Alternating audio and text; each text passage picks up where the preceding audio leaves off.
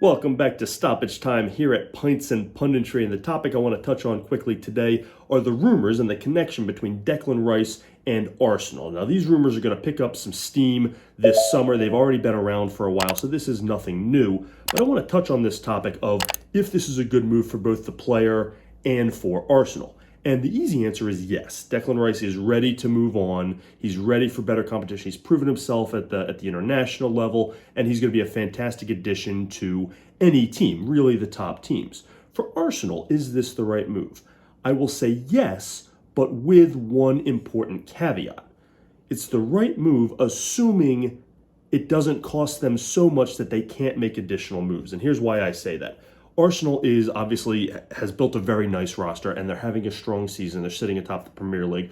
Whether they win the league or not, they clearly have made the necessary improvements under Mikel Arteta to be a competitor year after year, and they have a window of opportunity right now.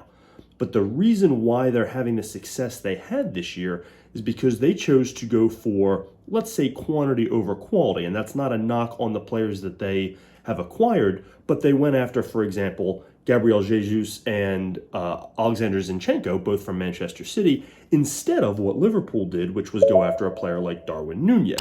And I don't mean these players specifically, although Zinchenko and Jesus have had a good start to the season, and Nunez has been underwhelming. But the concept here is that it's very difficult to compete in the Premier League. It's a rigid schedule. You've got all these other competitions that you have to play in.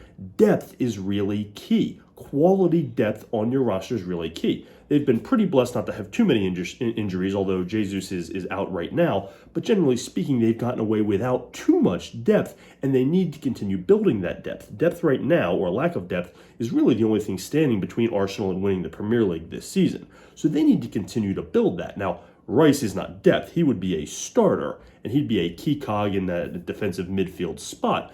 And that's key for them, and that would be a huge addition.